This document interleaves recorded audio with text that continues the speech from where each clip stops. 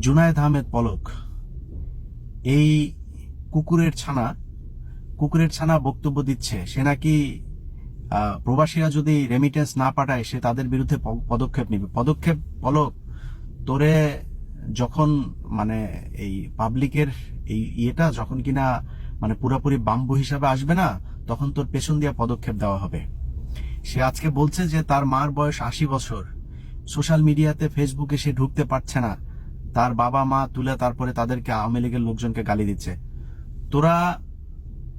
ওর মার বয়স নাকি 80 বছর। খালাম্মা সরি, কিছু করার নাই। আসলে আমার ভিডিও যারা দেখছেন তাদের কাছেও সরি, দরকার হলে আনসাবস্ক্রাইব করে আমার কাছ থেকে চলে যান, এত সুন্দর করে বলতে পারবো না।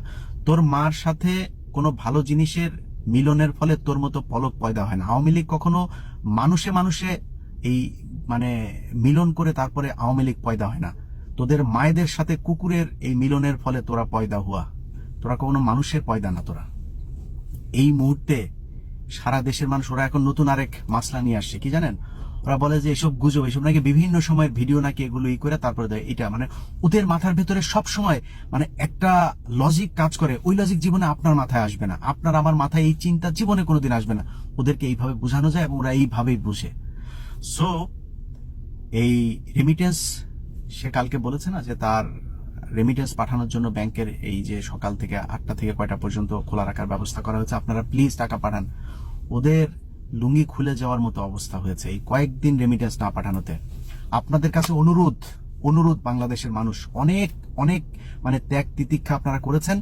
আপনাদের কাছে রিকোয়েস্ট যে এই অন্তত 3টা মাস অন্তত একটা টাকা পাঠাবেন না বাংলাদেশে।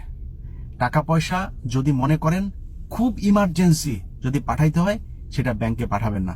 যারা দেশে টাকা জমাচ্ছেন তাদেরকেও বলবো যে সামনের সময়টা খুব ভালো না, একটা অস্থির সময় আসবে।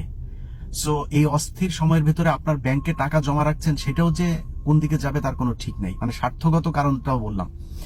কিন্তু যদি মানুষ হিসাবে, আপনি তো এগুলো দেখে তো আপনার প্রচন্ড ঘৃণা হচ্ছে, মানুষ হিসাবে আপনার দায়িত্ব, টাকা যাবে না যাবে ব্যাংকে পড়ে থাকুক আর যাই থাকুক, এই টাকাটা আপনাকে তুলে ফেলতে হবে। কারণ আপনি যেই টাকাটা ব্যাংকে জমা করে রেখেছেন, এই ব্যাংক থেকে এই যে সামনে 1 তারিখ আসতেছে না, এই টাকা থেকেই এই পুলিশদের, এই শুয়োর ছানাদেরকে বেতন দিবে, এই বিজিবি সেনাবাহিনীর এই শুয়োর ছানাদেরকে বেতন দেওয়া হবে। সো আপনাদের টাকাগুলো ব্যাংক থেকে তুলে নেবেন। যারা বিদেশ থেকে টাকা পাঠাচ্ছেন, আল্লাহর ওয়াস্তে বাইরে জমা করেন। মিডল ইস্টে যারা আছেন তারা গোল্ড টোল বিভিন্নভাবে টাকা পয়সা রাখতে পারেন, সেখানে টাকা রাখেন। পরিবারকে বলেন ধার দেনা করে যেভাবেই হোক 3টা মাস চলতে। আপনার একটা টাকা যদি আপনি ব্যাংকিং চ্যানেলে বাংলাদেশে যদি পাঠান, এবং হুন্ডিতেও পাঠানো যাবে না, হুন্ডিতেও তারা কোনো না কোনোভাবে এটার সুবিধা সে আওয়ামী লীগের লোকজন নেয়। সো হুন্ডিতেও পাঠায়েন না। মানে আমার কথা হলো যে বাংলাদেশে এই মুহূর্তে কোনো টাকাই যাবে না বাইরে থেকে। সো সেই টাকাটা যদি না যায় তখন কি হবে? এর এই ধরে টান দিবে, মানে রিজার্ভ ধরে টান দিবে। সো ওকে চারিদিক থেকে চেপে ধরতে হবে।